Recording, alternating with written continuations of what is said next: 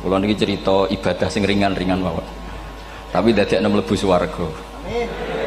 Terus kula badhe cerita siji mazhab Hasan Sadzili. Terus Hasan Sadzili niku thariqah sing dianut Gus Wafi. Kula nggih beberapa kali dapat ijazah saking Mbah Mun, saking bapak kula. Di antaranipun nggih pesen teng Gus Wafi, sebagian lewat kula ziarah teng Barozak sih. Barozak Termas. Abdul Hasan Asyadili itu nate pas teng dalem ditamoni pemuda. Pemuda niku ngrutu. Di kampung kami banyak maksiat, di kampung kami banyak kesalahan. Niku sepundi. Jawab Abdul Hasan Asyadili niku ringan. Sing jelas mboten sragen. Contohnya mboten sragen. Sakjane nggih persis, tapi umum niku dereng ngeten sragen. Kok tenggen kula kathah maksiat ngeten-ngeten. Jawab Abdul Hasan Asyadili enteng ngoten.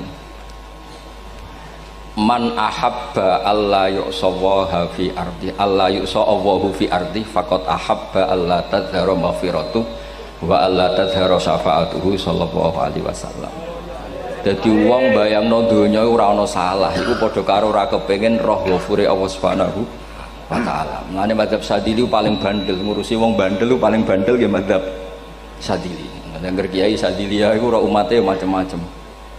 Mulane teng Indonesia niku penak, sing ketunan putih seneng Nabi, sing ireng nggih seneng Nabi, sing ra ketunan nggih seneng Nabi. Mulane setan niku bingung. Nyongkone sing seneng Nabi keturunan putih tok, sing seneng keturunan ireng ya seneng Nabi. Sing ra ketunan ya seneng Nabi. Sing lakenan ya seneng Nabi. Jadi kelompok itu kathah sangat.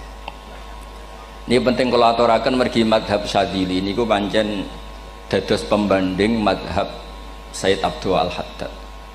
Mazhab Abdul Hasan Asyadili ini yang paling masyhur diriwayataken dening Shahibul Hikam.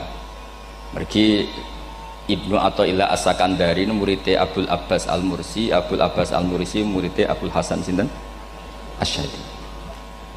Niku mazhab ingkang bener-bener jadi pembanding. Mergi teng bab husnudzon niku beliau itu pakar. Orang itu bisa yarjuwa hawal yaumil akhir. Orang itu bener-bener dibikin nyaman mbek Allah mbek Rasul. Misalnya ngeten, sampean sowan Allah iku kudu arep-arep disangoni. Kena arep disangoni berarti nganggep Allah iku medhit. Mulane tomak niku penting. Tapi mbek pangeran aja mbek wong, tapi mbek pangeran mbek.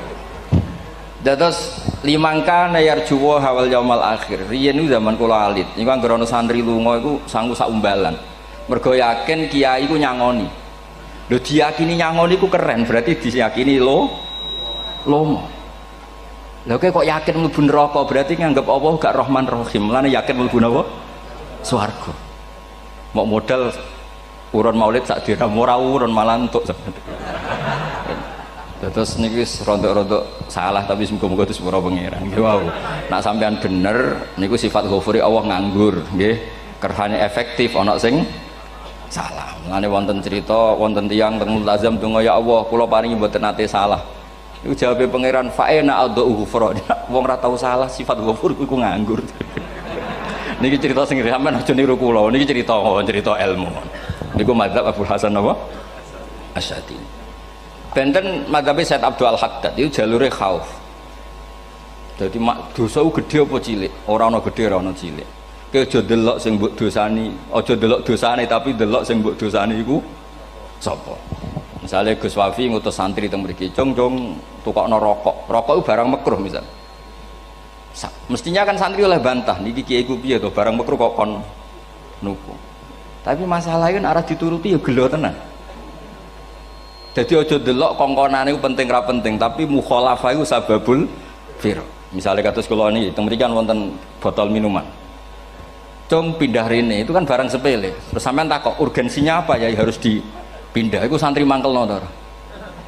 Ya wis dipindah wae pokoke penting nu. Menurut itu cara pandang Said Abdul Al-Haddad. Ki aja geman bantah pangeran senajan to perintahe sepele. Piye-piye mukhalafah ngono iku jenenge nentang. Nah cara Abdul Hasan Asyadili nggih boten barang gedhe mbek cilik kudu ana bedane. Wong ana kabair ana saghair. Masa WA janda beda mbek goncekno ya kudu beda. Wong WA tok kok padha mbek napa? Goncekno ya kudu beda, kudu ana saghair, kudu ana napa? Kabair. Tapi cara Said Abdul Haddad mboten delok sing mbok maksiati ku sapa. Sehingga khazanah kita niki penuh dengan ilmu. Mulane itu wonten bab ijtihad. Ijtihad niku ruangannya luas sekali. Ya kula bolak-balik nyontokno. Kula sakniki kan jare wong akeh kiai gedhe. Jare wong akeh kula niku kiai gedhe. Nek diundang manakipan tangga yo bingung. Ora teko sawane kiai gedhe sombong diundang wong cilik ora teko. Teko iku mahjubno kiai sing ora tau pahayu. Kuwi bingung. Nyatane kula ora teko nggih do matur nuwun Gus. Athok kula mboten lakon. Nah kula teko kan mesti ordere teng kula mboten. Cara sing tok pitik gedhe nggih kula, salam templek gedhe nggih kula. Berhubung kula ora teko ngresikane tiyang kathah. Saiki misale wonten takok, kiai gedhe diundang musala cilik kesunatan teko apa makruh teko? Cara ijtihad, cara sampean makruh teko napa kesunat? Kula misale diundang ning Sragen ning musala Penceng. Kula niku sunat teko napa haram teko? Haram ya bener nggih haram ya. Setuju haram. Mergo mahjubno ya haram setuju. Itu ijtihad. Ijtihad itu ranahnya itu karena nggak bisa ditebak. Ijtihad itu nggak bisa ditebak. Kalau gak ada cerita kata tentang ijtihad, niki betapa umat Rasulullah umat sing bejo, pilihan-pilihan ijtihadnya dibenarkan. Masyhur tenggene cerita Bani Quraidah. Nabi ngendikan, engkau kue jogeman sholat asar kecuali sampai neng kampung Bani Quraidah. Ternyata kurang 2 kilo atau 3 kilo matahari itu mau terbenam. Sebagian sahabat sholat sebelum sampai Bani Quraidah karena takut sampai Bani Quraidah sudah kodok nopo asar. Sebagian tetap sholat di Bani Quraidah meskipun sudah kodok asar. Ketika lapor Nabi semuanya dibenarkan. Semenjak itu ada pintu sing darani pintu nopo ijtihad. Mengenai kalau bolak-balik cerita, wonten kiai nak tangkok, cung kowe ngaji wek sapa, ngaji kalian tiang niki. Kiaimu tahu nangis mboten, lereni ngaji wek kiai ra iso nangis, berarti atine atos. Nak Abdul Hasan Asadili takok, cung kowe ngaji wek kiai sapa, kiai fulan. Tahu guyu mboten nate, lereni kiai ra iso syukur mbok jani. Kiai ra iso syukur kok mbok jani. Karena itu masalah ijtihad. Nggih masalah napa? Ijtihad. Ijtihad itu polanya enggak jelas. Wonten kiai ora gelem mulang wedok nggih kathah, alasane wedi fitnah. Wong pancen iman pas-pasan mawon nembe wong ayu ya bingung. Tapi nak diwalik, nak kiai ora gelem mulang wong wedok, terus sing mulang wong fasik, to aliran sesat iku ya repot. Kowe ngrasa paling gak sesat. Ya sudah seperti itu masalah-masalah apa? Ijtihad. Nah, kalau tak cerita saat ini balik cerita tentang Burda. Burda nu nak ngelem Kanjeng Nabi. Niku pancen dielmoni tenan. Kalau niku Burda berjanji tiba niku setengah hafal. Pancen riyen mbah kula buyut-buyut kula niku pesene ken hafal tiba, hafal berjanji, hafal Burda. Wis mboten ngengken ngapal loh, tapi karena sering baca akhirnya hafal. Kalau beri beberapa contoh, ngelem niku nak mboten dielmoni itu kualitasnya ada bagus. Tapi kalau dielmoni itu kualitasnya bagus. Kalau beri contoh begini. Saya itu kalau pidato atau khutbah atau ngaji, apalah terserah istilah jenengan atau ceramah. Jadi kalau seneng istilah ngaji, niku mesti ikuti sing gampang mawon. Wa ala alihi wa sahbi ajmain. Ajmain itu kalimatun fariqah bainana wa bainasyiah. Fa innana nukrimu jami'as sahabah. Ajmain itu kalimatun fariqah, kalimat pembeda. Kita ahli sunnah wal jamaah akramu jami'as sahabah. Ada kelompok sing akramu sahabian wa ahanu sahabian akhir. Sehingga ajmain itu harus kita baca. Itu karena itu kalimatun fariqah, kalimat pembeda. Kata-katanya hanya ajmain. Begitu juga berjanji. Berjanji itu nak ngelem Nabi niku wa ba'du fa'aqul wa Muhammad bin Abdullah bin Abdul Muttalib wasmu Syaibatul Hamdi Humitat Hisaluhus Saniyah. Karena ketika Rasulullah memaklumatkan jadi Nabi itu problemnya itu nasabnya siapa? Orang-orang yang di Palestina, di Israel, di Yordan, di Syam kalau dulu itu alamatnya Nabi itu harus turunan Ibrahim. Ibrahim sementara orang Syam menurut pengetahuan orang-orang Yahudi Syam. Maka saya berjanji menunjukkan dulu kalau nasabnya Muhammad itu ini terus sampai warafuhu ilal khalili Ibrahim, terus ila dzabih Ismail nisbatuhu wa muntama. Terus setelah itu terus beliau ngendikan wa adnanu bila raibin inda dzabil ulumin sabiyah ila dzabih Ismail nisbatuhu wa muntama. Terus ketika berjanji di Karang itu sudah ada faham-faham yang seakan-akan babahnya Nabi itu ada masalah. Terus beliau ngendikan, ini Syaibatul Hamdi, Sayyid Abdul Muthalib itu orang yang ketika buka Ka'bah, buka Zamzam, saurip-uripnya muji pangeran. Terus banyak lagi wasumi'a fi sulbihin Nabi sallallahu alaihi wasallam dzakarallaha ta'ala walab. Mbah yang ini bahkan dengar ketika Nabi masih di punggungnya membaca tasbih. Terus sampai fa'azim bihi min ikdin ta'allaqat kawakibud durriyah wa kaifala wa sayyidul akramu sallallahu alaihi wasallam wasitatuhumun tak. Nabi itu orang suci, makanya harus lewat rahim yang suci, harus lewat bapak yang suci, mbah yang suci, sampai ila khalilir rahman Ibrahim alaihis salam. Makanya terus dinagumkan nasabun tahsibul ula bikhulau, terus tarokus sifaha falam yusibhum aruhu min adami wa ila abihi wa ummihi. Karena kabeh sawnal ismihi, semuanya itu untuk menjaga asmane Nabi Muhammad sallallahu alaihi wasallam. Kemudian Burda membentuk itu dalam bentuk nazuman. Misalnya beliau ngendikan Rasulullah itu mutiara. Jadi ketika dakwah berpola ya baik, ketika tidak berpola juga baik. Beliau cara muji Nabi faddurru yasdatu husnan wa huwa muntazimun.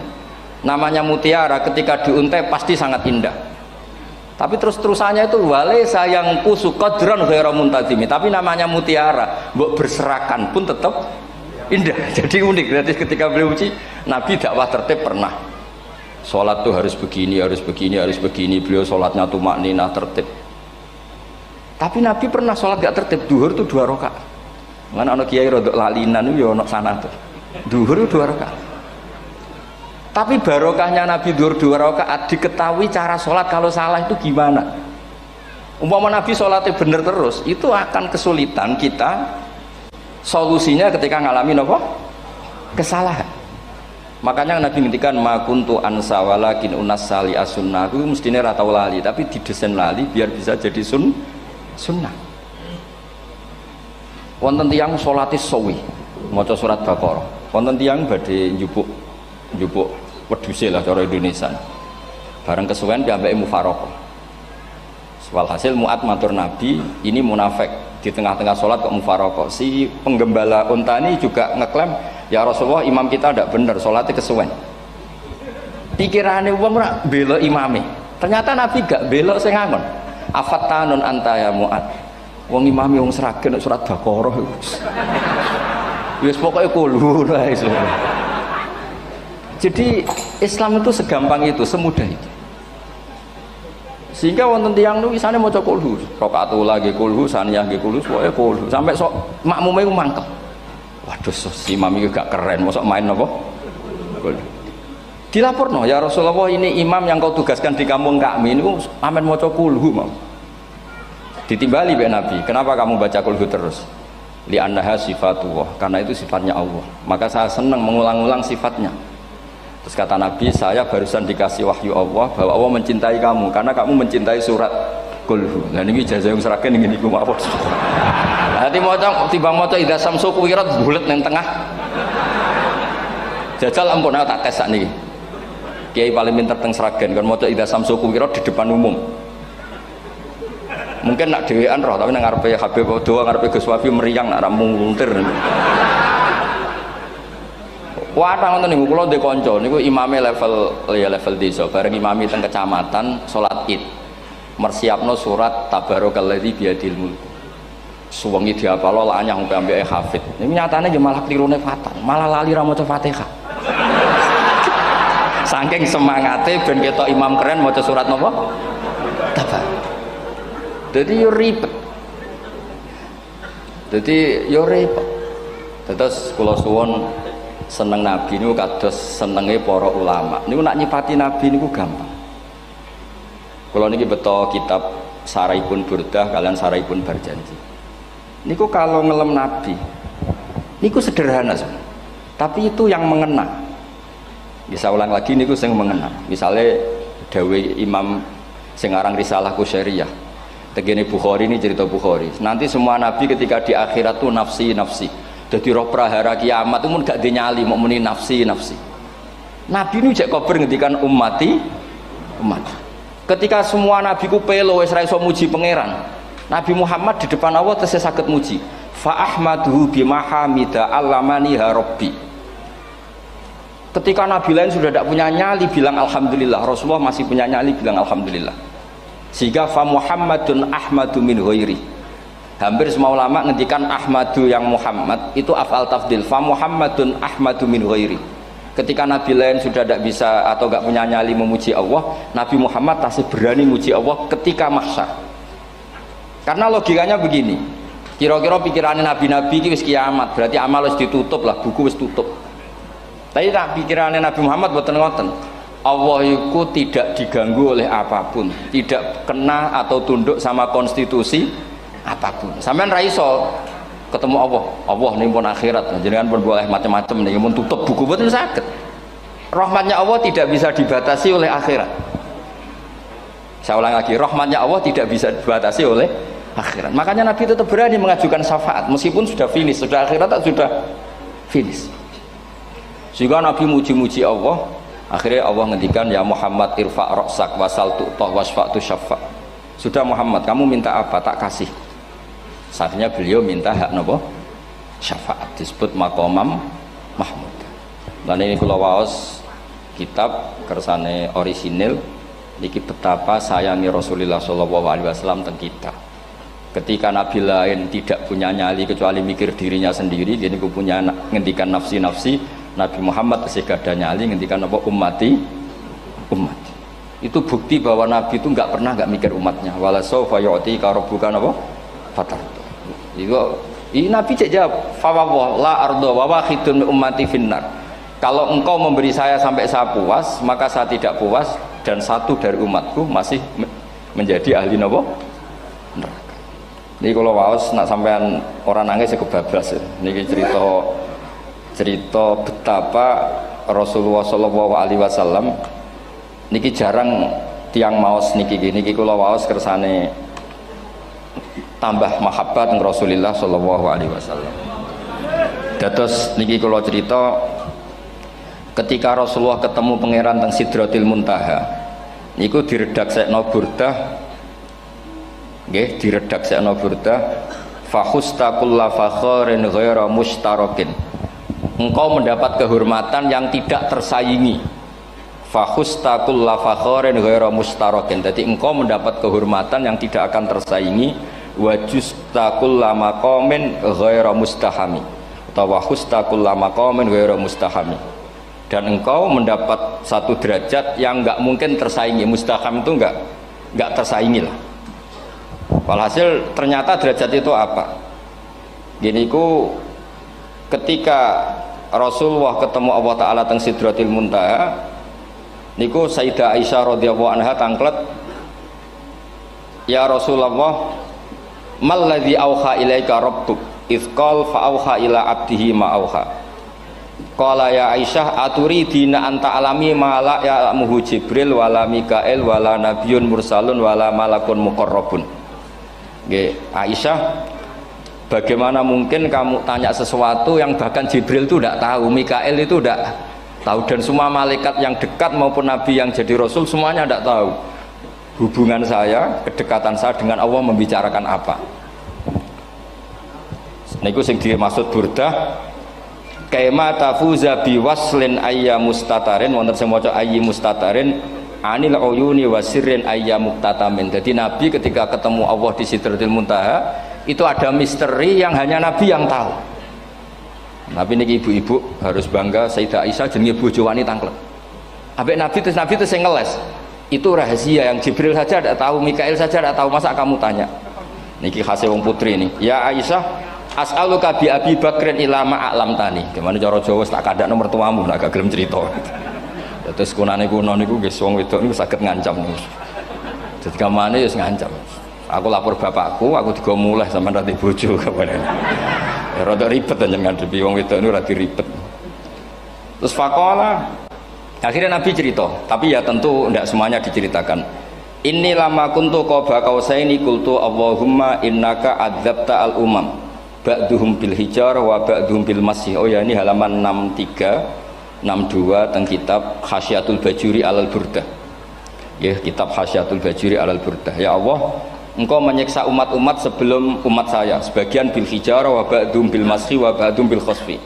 Fama anta fa'ilun bi ummati, lalu yang akan kau lakukan untuk umatku itu apa?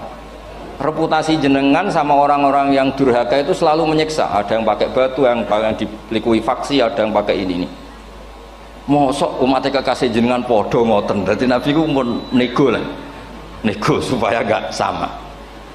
Faqala unzilu alaihimur rahmah min ananis sama wa ubaddilu sayiatihim hasanat. Ndak, saya ndak seperti itu dengan umatmu. Waman sa'alani a'taituhu waman tawakkala saterusé. Terus wa fid dunya asturu alal usad wa fil akhirah usyaffi'u kafihim. Orang-orang yang masih maksiat di dunia tak kasih hak tobat, dan nanti di akhirat tak kasih hak syafaat. Engkau tak kasih hak syafaat. Mulane ini penting di ngertosi, bilih ukuran Nabi baik itu gampang nak sampean ngaji ngangge ilmu. Syafaati li ahlil kabair min ummati, sok syafaatku kanggo ngomong sing salah akeh. Wong Nabi ku ra melok dosa kok mikir nyafaati, nak rapi apike wong ra mungkin. Wong sing dosa iku sampean, sing salah sampean, sing mikir solusine Kanjeng Nabi. Lho wong kok apikane ngono iku gak mungkin ta wong piye. Wong sing salah iku sampean, sing diutang yang sampean, sing kasus sampean, sing mikir Kanjeng. Nah itu cara ulama ngelem Kanjeng Nabi. Mulane khodam tuhu bimatihin astaqilu bihi dzunuba umrim madha fi syi'ri wal khodami. Dadi aku ngelem Nabi iku sebagai bentuk ngelem sing dadekno dosaku ben disepuro pangeran. Misalnya kita suka Alphard, muji Alphard, suka Innova, muji Innova, suka kebun, muji kebun. Sing ribet ku nak suka hewan, seneng kucing sampean ngelem kucing. Lho bareng ngelem Kanjeng Nabi kok ora iso. Mulane jare Burdah, aku iku ngelem apa tau iso, mosok aku ora tau ngelem Kanjeng Nabi. Makanya terus beliau hidupnya, kemampuan syairnya didedikasikan hanya nggo ngelem Kanjeng Nabi Muhammad sallallahu alaihi wasallam. Mulane terus ngendikan wa huli kholasi khaira multazim. Saya dedikasikan kecerdasan saya untuk ngelem Kanjeng dan Nabi, dan itu solusi terbaik. Lalu nak ngelem Kanjeng Nabi kadang kebablasan, sampai dikritik banyak ulama karena kebablasan. Gini masyhur beliau ngendikan wala yadi ka rasulullah jahu kabi idzal karimu tajalla bismi muntaqimi. Wonten naskah sing tahalla duka wau teng mriki diwaos napa tahalla napa tajalla tahalla ya. Wonten naskah tahalla wonten tajalla artosipun ngeten.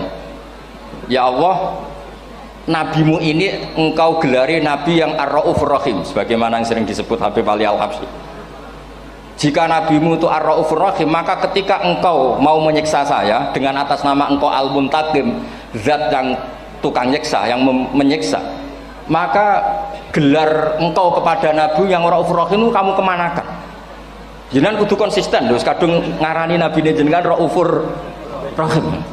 Maka sifat jenengan yang muntakim jangan pakai dulu, karena saya ini umatnya Nabi yang kamu beri gelar Raufur Rahim.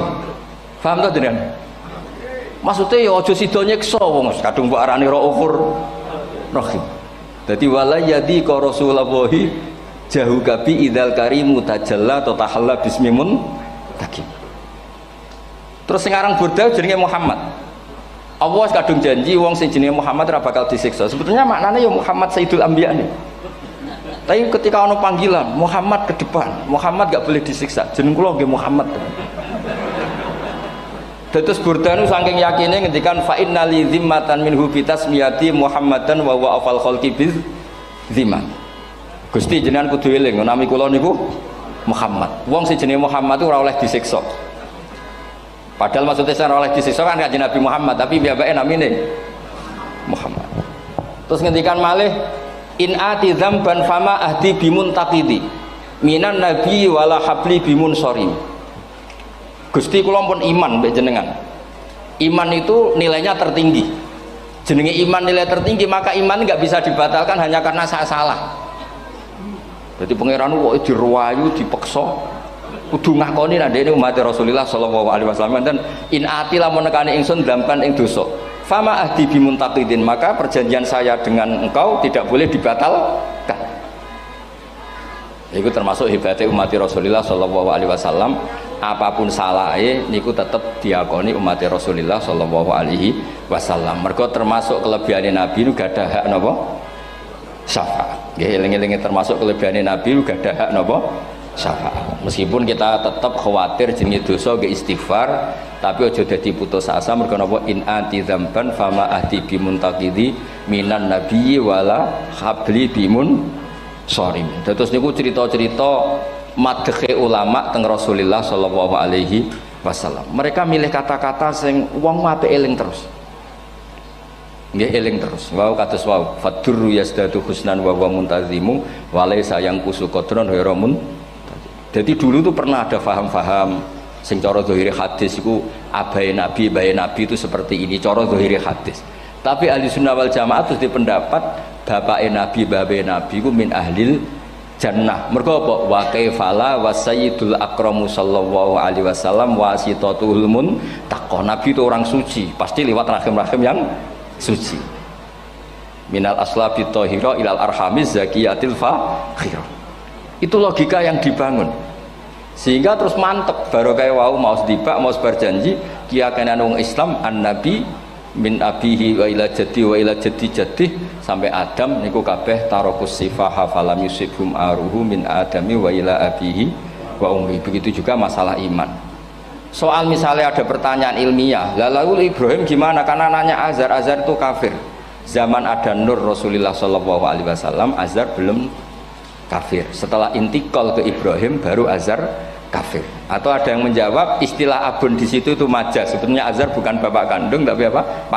Paman. Selalu ada jawaban ilmiah dari ulama-ulama ahli sunnah wal jamaah. Tapi kalau pesen teng jenengan sementing niku mau berjanji napa bodan itu ada 1-2 bait yang jenengan tahu maknanya. Sehingga nanti kualitas mahabbah kita, kualitas kecintaan kita pada Rasulullah sallallahu alaihi wasallam niku tambah. Misalnya ngeten, kula kan nekuni tafsir ya. Ada ayat rubama yawaddul ladzina kafaru law kanu muslimin. Niku hampir semua mufassir konsensus sepakat jeng ben nek wong Islam mlebu neraka. Niku sampean kudu ndonga, nek mlebu neraka muga-muga jejer wong kafir sing kecangkeman. Niku dinyek. Ah jarene iman nekani mau oleh jutene neraka padha wae aku. Apa meneh misalnya sampean hafal Quran jejer wong sing hafal jare kapit kok ora mlebu napa neraka. Kudu ana sing ngenyek. Mergo Allah nu tersinggung sak wis ana wong sing napa ngenyek. Akhirnya Allah tersinggung. Niku sing diceritakno tiba. Wa izzati wa jalali la ja'altu man akhlasa li bisyahadati kaman kadzdzaba bi. Adkhiluhumul jannata bi rahmati. Ora iso wong dekne tauhid apapun salahe mung dekne ndek tauhid. Ora ngarah dadi ahli neraka selawase kaya wong kafir. La ja'altu ora bakal gawe sapa ingsun man akhlasa li bisyahadah orang yang tauhidnya benar kamang kadzdzaba bi sebagaimana orang yang tidak bertauhid sama saya. Adkhiluhumul jannata bi rahmati. Padahal Allah dilapuri malaikat, malaikatnya kira diprovokatif. Malaikatnya lapure wajadnahum asrafu ala anfusihim wajadna amalahum minadzunubi ka amsalil jibal. Jare pangeran wis timbang seputi Gusti, wanane salah tok. Reputasine salah tok. Ghairu annahum yasyaduna alla ilaha illallah wa anna muhammadar. Niku jawabe pangeran wa izzati wa jalali la ja'altu man akhlasoli kamang kadzababi adkhiluhumul jannata bi rahmati. Nah, lafat-lafat seperti ini kita akan punya harapan ketika ndelok umat sing carane iman tesih blepotan, carane salat cek blepotan, carane zakat cek blepotan. Kita selalu punya harapan barokahnya iman, barokahnya mahabbah ning Rasulullah sallallahu alaihi wasallam, mereka tambah hari tambah baik. Jangan beragama yang tidak punya harapan, karena agama ini bagi yang punya harapan. Dimangka yarjuwa wal yaumal akhir, bukan yang tidak punya harapan. Wong Kanjeng Nabi sekaruan Nabi orang terbaik dilarani wong Taif, disiksa wong Mekah. Niku malaikat usul kula siksane ya Rasulullah karena mereka menghina kekasih Allah. Mereka ada iman. Nabi masih punya harapan. Mungkin mereka ada iman. Tapi asawah ayyukhrija bal arju ayyukhrijawah min aslabihim may ya'budu wa la yusyriku bihi syai'an. Bapak orang iman, aku cek di harapan anak putune iman. Dan sedekah Rasulullah sallallahu alaihi wasallam. Saniki kata bapak era poso, anaknya melok TPQ, barang poso juk gendong, akhirnya bapak izin melok poso. Bapaknya maca Quran ra tau, bapaknya nekani wisuda anaknya hafid. Mulane bapaknya ora kena dibentuk, ya arep-arep napa? Anake. Nah anake ora kena dibentuk ya arep-arep putune nganti Imam Mahdi turun ngoten. Pokoke agama niki limangka nayarjuwa wal yaumal akhir. Terus kula suwun sak napa madzhab Abdul Hasan Asyadzali. Nggih pancen madzhab niku kathah, tapi kula suwun agama teng zaman akhir dawuh Mbah Mun kudu kathah rojae. Nggih mergi walladzina amanu asyaddu hubbal lillah. Dawuh Imam Ghazali ar-roja yuqaddam alal khauf. Mergo roja dadekno mahabbah. Orang yang punya harapan itu lebih mudah mahabbah. Dan hubungan kita dengan Allah itu hubungan mahabbah. Ini ku walladzina amanu asyaddu hubbal lillah. Saman roh anake wakal kok hubungane putus asa mesti maksudno. Tapi nek hubungane iso wae saiki nakal so ben gak. Iso wae saiki goblok so ben gak. Senajan to so ben ra terbukti lah, penting hidup itu ada harapan. Guys, penting hidup itu napa? Ada harapan. Kata ulama ngendikan afdhalul ibadah intizarul farad. Apa-apa ibadah selalu punya napa? Harapan. Terus Indonesia yang seperti ini kita berharap akan lebih baik, akan lebih baik. Wong cilik kula niku sing jilbaban mau keluarga ketok. Sakniki kathah tiyang napa? Jilbaban. Cilik kula tiyang salat di masjid nggih mboten serame sekarang. Sampeyan ra iso grutu, tapi salat tok tapi atine ngene-ngene. Wah yo ribet nak ngoten sampeyan nyoal ideal nggih ribet. Pira-pira gelem napa? Pira-pira purun napa? Salat purun teng masjid. Sampeyan ndak usah memaksa ideal, wong kita ndak pernah napa? Ideal. Terus kula suwun cerita-cerita teng tiba teng berjanji bahwa Nabi sahibus syafa'ah. Nabi nu tiyang sing peduline napa ummati. Jadi ketika Nabi lain mboten gadah nyali ngadepi hisab, ngene niku do muni nafsi, Nabi tesih gadah nyali mikir umate ngendikan mati. Carane apa? Muji pangeran bima hamida allamani ha rabbi. Lane dawuh iki teng ulama-ulama dawuh fa Muhammadun ahmadu min ghairi. Makanya summiya Muhammadan mergo li annahu satu wasammihi idza wada'atihi Muhammadan li annahu satu madun apa? Ubbah wa summiya Ahmad li annahu ahmadu min ghairi. Ini hampir semua ulama ngendikan ketika teng mahsyar semuanya Nabi gak punya nyali untuk matur minta sama Allah. Mergo wis kiamat berarti wis nis Nabi tesih gak ada pikiran Allah itu tidak terhalangi oleh kiamat, Allah tidak terhalangi oleh akhirat, Allah tidak bisa dihalangi apapun, sehingga Nabi tetap wani jaluk pangeran. Berarti mujine Nabi ku lebih tok karena tahu Allah itu tidak terbatasi. Nah karena Allah tidak terbatasi, podo-podo Allah wapian, wis tak jaluk kanggo umatku sing mati alat tauhid. Berhubung Nabi ngoten terus Allah ngendikan ya Muhammad irfa ra'sak napa wasal tu'tah wasfa tusaffa. Muhammad kepala kamu angkat, kamu minta apa saya turutin. Terus Nabi minta hak napa syafaat. Seseorang bertobat. Dulu umatnya Nabi Musa ada yang menyembah anak sapi ijel, itu harus tobat. Itu tobatnya ekstrim betul. Kalau tobat sekarang kan cukup istighfar sama istighosah. Kalau dulu enggak, liyak tulal bari uminkum al mujrimah, yang terbebas dari dosa menyembah anak sapi, membunuh yang terlibat atau pernah menyembah anak sapi. Makanya ayatnya apa? Fatubu ila bari'ikum faqtulu anfusakum. Ya, jadi orang-orang yang pernah menyembah anak sapi itu tobatnya apa? Faqtulu anfusakum. Sebab itu semua ulama berkewajiban menerangkan nasa mansuh. Sampai Sayyidina Ali suatu saat ada mubalek atau ustadz itu ngajar di masjid, ditanya, kamu tahu nasa mansuh enggak? Enggak tahu. Terus kata Sayyidina Ali, berhenti jadi mubalek, lisensinya dicopot. Dicopot, kemudian halakta wa ahlakta, kamu rusak juga merusak. Kenapa demikian? Logikanya begini, semua nabi itu kan panutan. Saya ulang lagi ya, semua nabi itu panutan. Tapi kalau kamu tidak tahu nasaman, so jangan-jangan kamu ikut nabi sebelum kamu, yang nasahnya itu syariatnya sudah apa? Mansukhoh, sudah di nasah. Itu kayak kasus Sunda Wiwitan itu. Itu gak mau punya Nabi Muhammad karena kurang keren, kurang sepuh. Nabinya langsung Nabi Adam. Resikonya adalah beberapa aliran sesat itu, aliran yang kurang benar itu, zaman Nabi Adam kawinan otomatis sama saudaranya. Lalu masa sekarang kita membolehkan kawin sama apa? Kalau sama Nabi Adam mau tidak mau. Karena yang cowoknya ya bin Adam, putrinya binti Adam.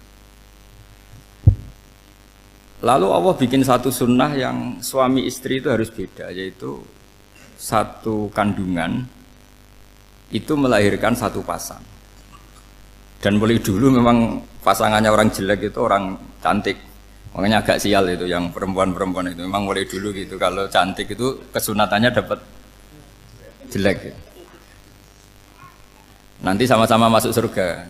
Karena yang cowoknya ibadahnya syukur, yang ceweknya sabar. Itu nanti sama-sama. Nah kebetulan si Qabil itu ganteng sekali Qabil.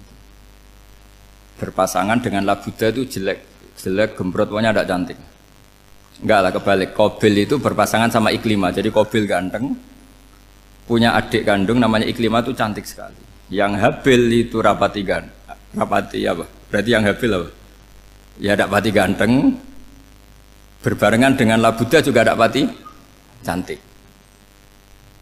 Nah karena tadi ya berarti Qabil bareng siapa? Iklimah, Habil, Labuda. Maka untuk kawin ini nggak boleh satu kandungan. Jadi dulu karena nggak ada perbedaan ibu bapak, mau tidak mau beda, yang penting beda. Yaitu akhirnya apa? Qabil dapat Labuda, yang Habil dapat Iklimah karena beda kandungan. Itu sudah cukup. Nah, akhirnya kan nggak terima si Qabil. Masa orang ganteng dapat orang jelek. Jadi mulai dulu itu maunya orang ganteng ya dapat orang cantik, nggak terima. Tapi Allah ngatur seperti itu. Akhirnya terjadi percekcokan. Nah, dulu itu semuanya itu religius, sehingga ukuran percekcokannya masih religi, yaitu ya gini saja, kita ngadakan kurban, yang diterima itu ya menang. Ya ternyata dalam kompetisi itu yang menang siapa? Habil. Akhirnya Habil jadi menikahi siapa? Iklim. Kalau sekarang kompetisinya kan siapa paling kaya ya menang, lebih gampang. Nah kemudian bayangkan misalnya, ya saya ini menerangkan asa mansuh. Kita semua sering ngomong, sering berkoar-koar, sering menyarankan atau mewajibkan para nabi itu panutan dalam semua perilakunya. Ternyata ada beberapa perilaku yang sudah dinasakh atau dihapus ketentuannya oleh syariatnya Rasulullah Shallallahu Alaihi Wasallam. Maka mengenali nasakh mansuh itu keharusan dalam ulumul Quran. Ya, makanya Allah mengatakan apa? Manansakh min ayatin aw nunsiha pasti na'ti bi khairim minha aw misli. Jadi saya nerangkan nasakh mansuh itu dua sesi. Satu sesi antar nabi, dua di internal syariatnya apa? Sekali saja hari ini dok, sudah setelah itu anggap pinter sudah. Kalau sudah jangan tanya lagi. Nah, ada beberapa lagi syariat yang masalah metode. Dulu Nabi Nuh itu dibolehkan oleh Allah saking mangkelnya sama orang kafir. Saya ulang lagi, orang kafir itu kan biadab sekali, nempat buminya Allah, makan rezekinya Allah, kemudian mengkafirkan Allah. Pikirannya Nabi Nuh, orang biadab gini nggak layak hidup, itu pikirannya Nabi Nuh. Kalau dia pakai militer, tidak punya militer, ya pakai langit akhirnya. Pakai kekuatan langit, beliau berdoa, Rabbi la tadzar alal ardi minal kafirina dayyara. Innaka intadzarhum yudillu ibadaka wa la yalidu illa fajirong kafar. Ya Allah, mereka ini orang-orang kafir, padahal pakai bumi engkau, pakai rezeki engkau. Matikan semua saja. Jangan sisakan satu pun. Karena kalau masih sisa, nanti anak turunnya ya gitu. Gennya gendo ya pasti melahirkan gendo. Gen, wa la yalidu illa fajirong kafar. Kalau kamu sisakan pasti melahirkan generasi gendo lagi, kafir lagi. Dituruti sama Allah. Kecuali orang 80 yang ikut Nabi Nuh.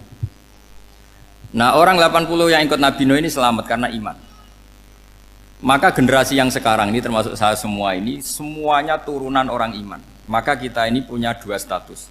Satu, Allah kadang manggil kita ya Bani Adam karena faktanya kita turunan Nabi apa? Adam. Panggilan kedua adalah zurriyataman hamalna ma'nu. Orang-orang sekarang itu pasti turunan orang yang ikut perahunya Nabi Nuh. Jadi nasab kita ini sudah steril, sudah tidak ada nasab lewat kafir karena yang kafir sudah habis. Semua orang sekarang itu turunan Nabi Nuh, yaitu disebut apa? Zurriyataman hamal nama. Yaitu sekitar orang 80. Nah, oleh Allah Subhanahu wa taala syariat seperti ini pernah dituruti, yaitu akhirnya mereka mati semua kecuali orang 80 yang mukmin. Tapi uniknya Allah apa? Era Rasulullah Shallallahu Alaihi Wasallam, Nabi kita Nabi Muhammad itu diutus rahmatan lil alamin. Ketika Nabi didustakan, diusir, disakiti, malaikat gunung, beberapa malaikat sing ahli adab spesial eksekutor lah kira-kira gitu. Muhammad, kamu bilang saja ke saya, kalau kamu ingin orang-orang Mekah bujal CS, saya hancurkan. Tapi apa kata Nabi? Saya berharap kalau mereka belum iman, anak cucunya iman. Karena bagaimanapun sperma ya atau calon bayi atau calon keturunan itu kan ada fi aslabir rijal atau fi zuhurir rijal. Jadi kalau dalam ilmu agama itu gen manusia itu disimpan di zuhurir rijal di punggung lelaki. Nanti dipindah ke arhamin nisa. Logikanya gini, ini dengerin ya. Logikanya gini, misalnya Abu Jahal itu di situ ada orang namanya Ikrimah, itu anaknya Abu Jahal, itu orang mukmin. Akhirnya ya jadi orang alim. Abu Lahab itu di rahimnya di punggungnya ada perempuan namanya Darroh, akhirnya juga orang mukminah. Saya berikan contoh. Khalid bin Walid itu anaknya Walid. Walid itu musuh besarnya Rasulullah, tapi di punggungnya ada orang bernama Khalid. Ini dengerin. Nah, di punggung ini kira-kira Allah sudah tahu apa belum? Jawabannya sudah tahu. Artinya kalau ini mati atau kamu bunuh, kamu sebenarnya nggak bunuh orang kafir saja, bunuh calon orang mukmin yang sekarang masih bersemayam di punggungnya orang-orang kafir. Jadi bisa saja orang yang sedang kafir itu ada sekian calon generasi yang suatu saat mukmin. Itu syariat yang diajarkan ke Rasulullah SAW. Karena kasafnya Nabi, kasaf itu satu kondisi di mana seorang Nabi itu dipertontonkan sesuatu yang nggak kelihatan. Itu dalam bahasa Arab kasaf atau mukasyafa. Nabi dipertontonkan ternyata banyak orang kafir yang di punggungnya itu ada calon generasi mukmin atau Muslim. Akhirnya Nabi nggak berani. Jangan bunuh. Mungkin bapaknya ada iman tapi anaknya iman. Betul, Abu Jahal punya anak Ikrimah, Abu Lahab punya anak Darroh. Walid punya anak siapa? Walid. Itu mirip seperti kita. Bapak era sholat, anak ETPK sholat. Akhirnya bapak katut sholat. Banyak nggak di Indonesia? Bapaknya tidak bisa baca Quran, anaknya hafid. Nah, itu kalau bapaknya kamu habis, tidak ada yang meselin.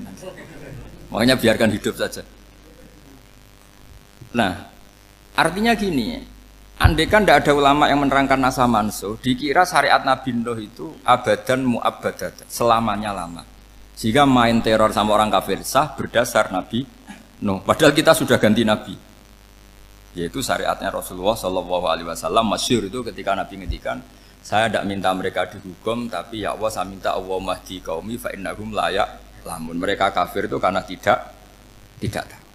Sehingga ada periode.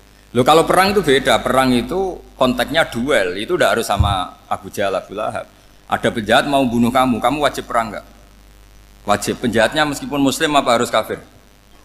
Meskipun muslim. Maka kata ulama fikih sebetulnya perang duel itu bukan syariat muslim sama kafir tok. Masih muslim sama muslim, misalnya ada orang mau merkosa istri kamu, terus dia pamit gini, saya muslim loh, beri hak loh.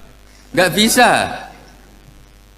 Saya penjahat loh, muslim. Jadi kamu enggak boleh merangin saya, ngelawan saya. Saya kan muslim. Enggak bisa, tetap harus dilawan. Makanya kata ulama-ulama fikih, pertarungan sama musuh itu tidak harus sama orang kafir. Orang muslim pun yang mengganggu kehormatan kita, misalnya mau merkosa istri Anda, itu harus dilawan. Makanya Nabi ngendikan mangkutilah duna mali fahuwa syahid, mangkutilah duna harimi fahuwa syahid. Orang yang mati karena membela kehormatan keluarganya atau hartanya, maka dia mati syahid. Dan penjahat yang mati ini muhaddarun damu, diabaikan sehingga enggak kena kisos, pembunuhnya enggak kena. Misalnya ada penjahat mau bunuh kamu duel menang. Kamu nggak kena kisos karena ini muhaddarun damu, diabaikan kehormatannya. Padahal dia muslim, apa? Muslim. Ini perlu. Jadi ini mengaji ini agak jelimet, tapi gampang. Kan kalau paham nggak paham selesai, jadi yang nggak baca selesai itu. Sehingga kalau nggak ada nasa mansuh, maka orang selalu berpikir, pokoknya yang penting ikut Nabi. Nah itu bahayanya kalau Anda tidak tahu detail, jangan-jangan syariat yang kamu ikuti itu syariat yang sudah berstatus mansukhoh, telah dicabut. Dan itu banyak. Makanya kata Sayyidina Ali ketika ada orang ngajar gak tahu nasa mansuh, halakta wa ahlakta, kamu rusak dan merusak orang lain. Seperti tadi pernah ada kawin itu satu turunan, yaitu era Nabi Adam. Masa kita sekarang kawin sama satu turunan, kan gak mungkin. Ya kan, pernah ada membumi hanguskan orang kafir, yaitu syariatnya Nabi Nuh, itu dihapus oleh syariatnya Nabi Ibrahim dulu. Yaitu Nabi Ibrahim menghentikan apa? Faman tabi'ani fa innahu minni wa man asani fa innaka ghafurur rahim. Ya, kalau orang ikut saya ya Allah ya pasti golongan saya. Kalau yang masih maksiat, masih balelo, saya berharap engkau ampuni. Akhirnya banyak orang kafir tobat. Coba era Rasulullah itu semua orang kafir Mekah itu kafir. Nabi belum wafat. Itu sudah ada 114.000 mukmin semua. Jadi Nabi menangi mayoritas orang menjadi mukmin dari mayoritas kafir, yaitu disebut wara'aitan nasa yadkhuluna fi dinillahi afwaja. Andai kan Nabi Muhammad pakai syariatnya Nabi Nuh, bisa enggak mengislamkan orang sebanyak itu? Enggak bisa kan? Maka ini penting mengenali nasah mansur. Jadi periode cara wong Jawa maksud no tuntas. Robila tadzar itu, pasot tuntas itu, menghabisi itu habis di periode Nabi siapa? No, syariat itu sudah enggak dipakai lagi. Yang dipakai apa? Faman tabi'ani fa innahu minni wa man asani fa innaka ghafurur rahim. Lah Nabi Muhammad ini nabi yang kena khitab anit tabi' millata Ibrahim hanifah. Jadi masternya Nabi Muhammad itu mentornya Nabi Ibrahim. Sehingga syariatnya ya faman tabi'ani fa innahu minni wa man asani fa innaka ghafurur rahim. Tidak syariat Rabbila tadzar alal ardi minal kafirina daya. Jelas ya, jadi mengenali nasa manso itu penting sekali. Karena kalau enggak, Anda halakta wa ahlakta, kamu merusak diri kamu sendiri, juga merusak orang lain. Karena menfatwakan hukum yang sebetulnya sudah berstatus mansukhoh, hanya berdasar, itu kan syariatnya nabi-nabi dulu. Syariat yang apa? Syariat yang enggak pernah terhapus hanya satu, usuluddin, yaitu tauhid, itu sama. Tapi kalau syariat itu beda-beda, atau furu'iyah itu beda-beda. Itu tadi saya beri contoh, era Nabi dulu kalau ada pakaian najis dipotong, dibuang. Era Nabi Muhammad dicuci. Orang kafir dihabisi oleh langit. Era Nabi Muhammad enggak boleh, bahkan didoakan Allahumma hdi qaumi fa innahum la ya'lamun. Di Qur'annya apa? Wa in ahadum minal musyrikin astajaraka fa'jirhu hatta yasma'a kalam Allah summa ablihu makmana. Jadi kalau ada orang kafir enggak boleh main dihabisin, mereka beri peluang untuk mengkaji kitab Allah hatta yasma'a kalam Allah. Kalau mereka sudah berpeluang ngaji, harus summa ablihu makmana, harus dijamin keamanan. Ya, karena apa? Dzalika bi annahum qaumul la ya'lamun. Bagaimanapun mereka memang karena tidak tahu. Nah, kenapa tidak tahu? Enggak. Karena tadi mereka tertutup oleh kultur yang beratus-ratus tahun. Mbah-mbahnya mereka menyembah batu, menyembah berhala. Ya tahunya itu ya Tuhan. Bagaimana Anda bisa menjelaskan sesuatu yang sudah beratus-ratus tahun kan tidak gampang. Maka ada periode dimaklumi, apa? Kalau era sampean kan, mosok waktu disembah saking gobloknya orang, kamu lahir kan sudah nyembah Allah, tidak nyembah batu. Bayangkan kalau kamu jadi mereka. Wong perut kamu saja disuruh makan pizza sakit kok, karena saking lamanya makan sambal kan gitu. Kamu bilang perempuan Indonesia saja cantik kok, saking lamanya jadi orang Indonesia. Padahal orang Indonesia tanyakan orang Eropa, cantiknya di mana? Kamu lahir di Afrika, bilang orang Afrika itu cantik, tanyakan orang Eropa, cantiknya di mana? Hitam gitu kok. Jadi orang itu pasti terkooptasi oleh sekelilingnya. Orang Afrika akan bilang wanita Afrika itu cantik. Coba tanyakan orang Eropa, cantik apa enggak? Blas. Orang Eropa yang kulitnya gitu kata orang Eropa indah, kata sampean. Koyok anaknya kebo katanya kuda jadi. Jadi orang itu akan terkooptasi oleh sekelilingnya.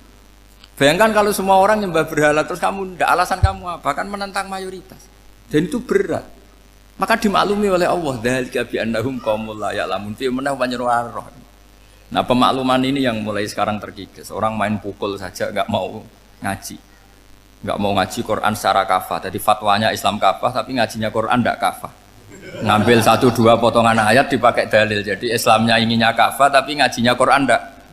Kalau kafah ya hafal 30 juz itu. Kalau mau ya, kalau mau kafah ya hafal berapa? 30.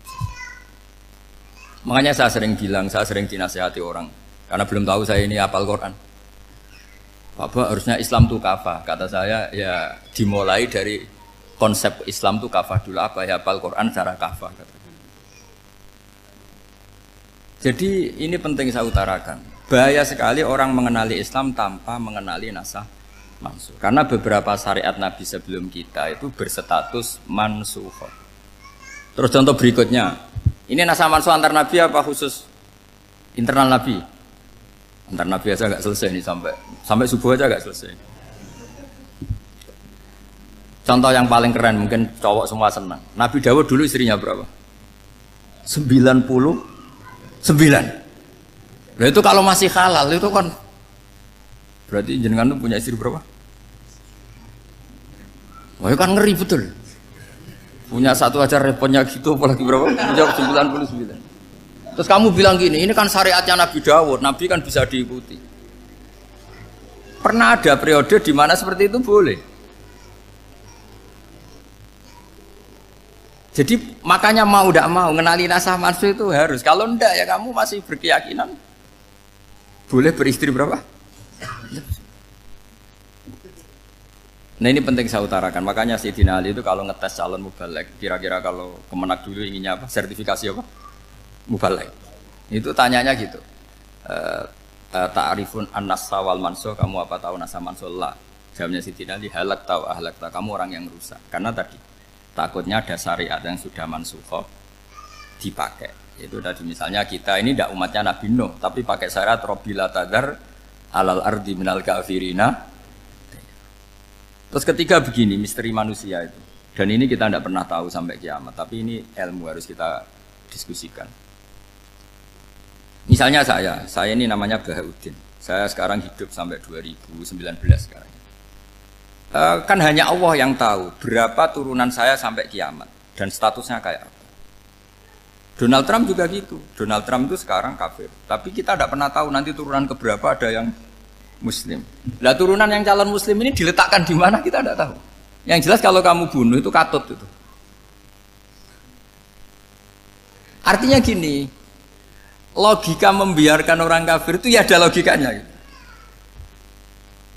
Logika membunuh karena mereka mau membunuh kita ya ada logika fikihnya, karena kalau kita ada membunuh dibunuh. Makanya semuanya hukum ini terus bergantung al-hukmu yaduru ma'ilatihi wujudan wadah.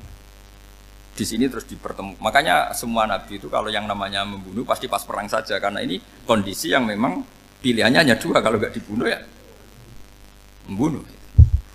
Ada duel lah itu. Maka ini butuh kajian fikih dan orang nggak boleh subjektif dalam hal ini. Saya ulang lagi, tidak boleh subjektif. Karena tadi, orang yang kamu katakan sekarang misalnya Zaid, kamu itu bodoh sekali. Kenapa bodoh? Tidak hafal Quran, nggak pernah kuliah, nggak pernah ngaji. Ternyata Zaid ini bersemayam calon anak yang alim alama hafal Quran. Namanya Umar, tapi masih jadi sperma. Suatu saat Zaid itu punya anak alim alama. Kan banyak orang tidak bisa baca Quran punya anak hafid. Banyak nggak di Indonesia? Banyak nggak petani yang punya anak dekan? Petani punya anak dekan. Yang dekan punya anak naik kelas saja susahnya bukan main. Banyak kan?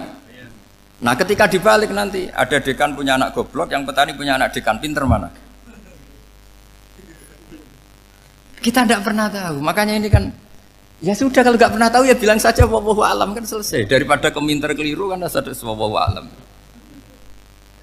Makanya cerita favorit guru saya, Kiai Haji Maimun Zubair itu punya apa namanya Kiai Zubair. Itu cerita favoritnya itu ada santri namanya Soleh. Soleh itu alim alama. Orang Madura itu cara berpikir kan kalau kiai saja alim seperti itu, apalagi bapaknya. Pas bapaknya main ke pondok, santrinya ada ribuan. Bapaknya main ke pondok itu, sholat itu ya gak bener, gak sesuai sunnah Rasul lah kira-kira gitu. Sudah sholat itu gak bener, apa-apa gak bener. Masih ditakwil sama santri Madura, karena orang Madura itu kultus. Mungkin khilaf itu satu khusus, pokoknya perlakuan khusus. Suatu saat saking bodohnya orang itu, kenceng tuh pinggir musola. Wah ini nggak bisa ditakwil lagi, akhirnya nggak bisa ditakwil tuh nggak. Wah ini sudah nggak bener ini, nggak bener. Singkat cerita santri tadi nggak kuat matur ke kiainya, Pak Yai, jenengan sealim itu kok bapaknya segoblok itu. Kenapa? Ya, dia kenceng pinggir musola. Oh bapak saya tuh pinter sekali. Kok bisa? Karena beliau yang memutuskan saya mondok sampai saya jadi alim alama seperti ini. Yang bodoh itu mbah saya. Yang bodoh itu mbah saya kan.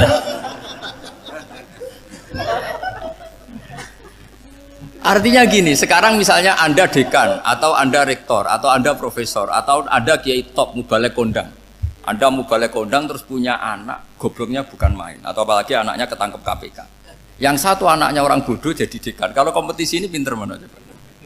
Ada ahli metodologi tapi anaknya itu terlibat narkoba. Yang ini petani utun, anaknya dekan. Kira-kira kalau dikompetisikan pinter mana? Anaknya pinter petani tadi gitu. Yang ketika petani kamu vonis bodoh gitu. Tapi siapa tahu kalau ini menyimpan calon, paham ya?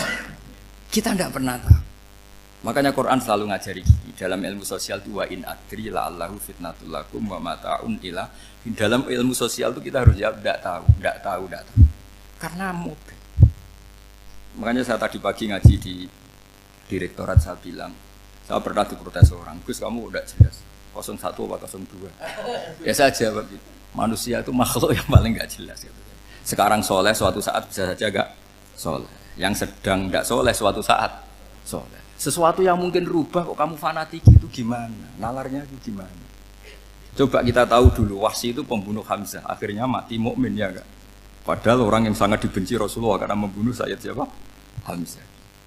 Sa'labah yang tukang itikaf di masjid akhirnya su'ul khatimah. Kita tidak pernah. Lah kalau nggak pernah tahu ya tidak usah terlalu fanatik biasa saja. Kayak jenengan seneng saya itu ya saya tidak tahu sampai kapan ya tidak tahu.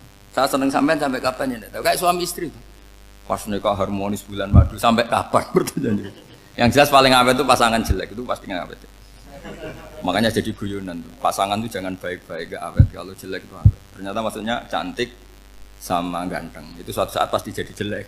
Yang jelek sama jelek pasti jelek terus. Makanya jadi guyonan.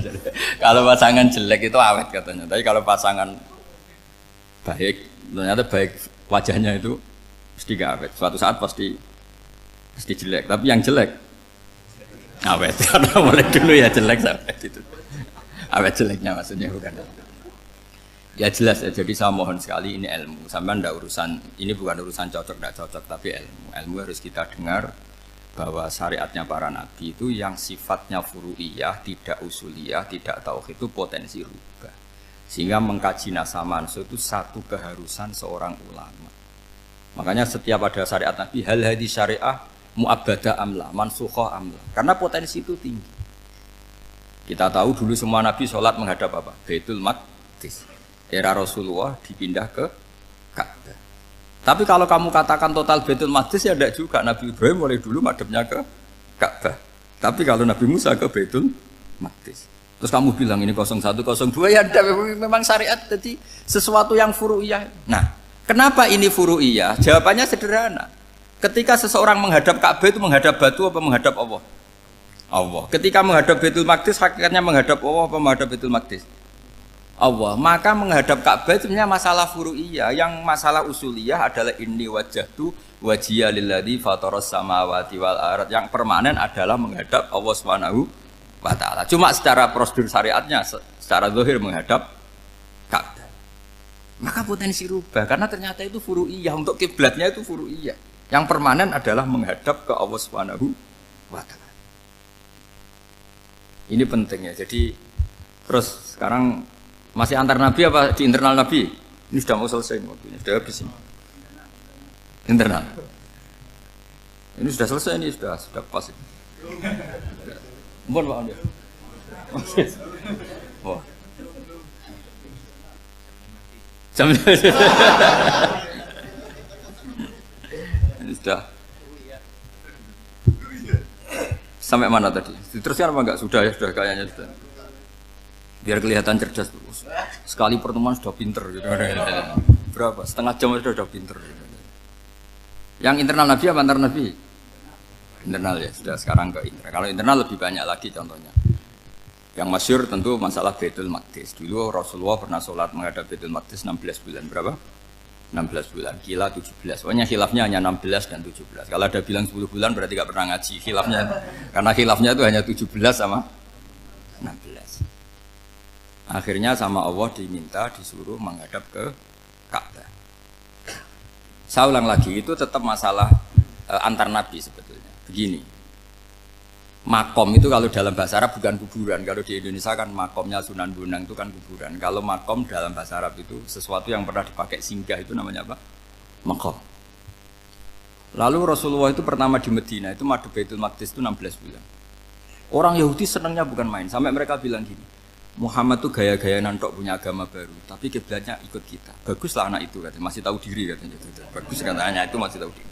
Jadi senangnya bukan main orang Yahudi, karena kiblatnya Muhammad sama dengan mereka. Ya tentu mereka jangkar Muhammad, bukan Sayyidina Muhammad atau Rasul Muhammad, karena mereka masih gak iman. Nabi itu ya agak tersiksa, karena beliau secara gen turunan Nabi Ibrahim dan kiblatnya Ibrahim itu Ka'bah. Agak tersiksa tapi sami'na wa ata'na tetap madhab ke Baitul Maqdis berapa? 16 bulan. Suatu saat Nabi Muhammad itu disuruh madhab Ka'bah. Ini dengerin. Akhirnya madhab ke Ka'bah. Apa yang terjadi? Orang Yahudi komentar gini, Muhammad itu gimana? Dia di perantauan rindu sama keluarganya, terus rindunya itu diaplikasikan jadi perilaku agama. Jadi dia madhab Ka'bah dianggap kangen. Kayak saya kan orang Rembang. Rembang itu apanya Jogja? Timurnya apa-apa? Nggak, Jakarta itu mana Jakarta itu? Barat sana ya. Ibaratnya saya orang Jakarta, terus merantau di Jogja. Dulu kiblatnya itu menghadap ke timur, terus ketika menghadap ke barat kata sampean, wah itu padunya kangen apa? Keluarga. Juga kurang ajar orang Yahudi. Jadi orang Yahudi itu memang paling pinter bully. Makanya kalau sampean tukang bully itu ya agak-agak, ya enggak. Saya tidak ngomong agak ya, pokoknya agak-agak. Ya. Pinter bully orang Yahudi. Makanya nggak ada orang debat sepinter orang Yahudi. Yang bisa ngalahkan hanya Tuhan itu. Orang Yahudi yang bisa ngalahkan hanya Tuhan. Sayyidina Ali orang paling terkenal cerdas. Itu kalau sama orang Yahudi itu pusing. Karena ya apa logikanya itu? Saya beri sekian contoh. Ada orang Yahudi tanya gini, Muhammad, kalau kambing mati itu yang bunuh siapa? Ya Allah, mati langsung itu. Agama kamu itu aneh, Mak. Yang langsung sentuhan Allah haram, tapi yang lewat tangan-tangan jahil manusia malah halal. Harusnya itu yang halal kan orisinil langsung Allah yang mundur. Jadi uteknya itu aneh, dari cara berpikir itu aneh. Nah cara sampean ini kan, nak halal pangan kue. Tapi Nabi kan nggak boleh bertutur kata kasar gitu. Kalau yang jadi Nabi saya untalan ngono kan gitu. Tapi Nabi kan nggak boleh kasar. Jadi Nabi itu problem karena nggak boleh apa? Kasar. Kalau kita kan gampang, wis nak halal untalan kan selesai, Pak. Tapi Nabi nggak boleh kasar gitu. Jadi nggak Nabi, nggak sampean itu kan enak. Mau keliru ya pantas, mau apa saja pantas. Karena kan nggak panutan. Kalau Nabi nggak bisa. Meluruskan kebenaran itu harus tetap sesuai akhlak. Ya, jadi agak kerepotan. Makanya punya Umar, alhamdulillah ada yang nggak perlu aturan gitu. Jadi enak. Jadi ya itu memang aturannya harus itu. Coba Nabi itu perang tapi nggak boleh bunuh. Kayak apa susahnya? Beliau jadi sasaran tembak tapi nggak boleh bunuh. Kalau sahabat kan enak, duel, relax, santai, bisa tarung. Kalau Nabi nggak boleh. Makanya Nabi meskipun ikut perang terus nggak ada sejarah orang yang dibunuh. Ya, hanya satu peristiwa itu pun dibaca orang kafir, ditangkis Nabi, pedangnya kembali ke dia mati. Tapi nggak ada yang Nabi. Karena Nabi kalau pembunuh nanti itu terus kayak pendekar kan, dengan susah juga punya Nabi kok.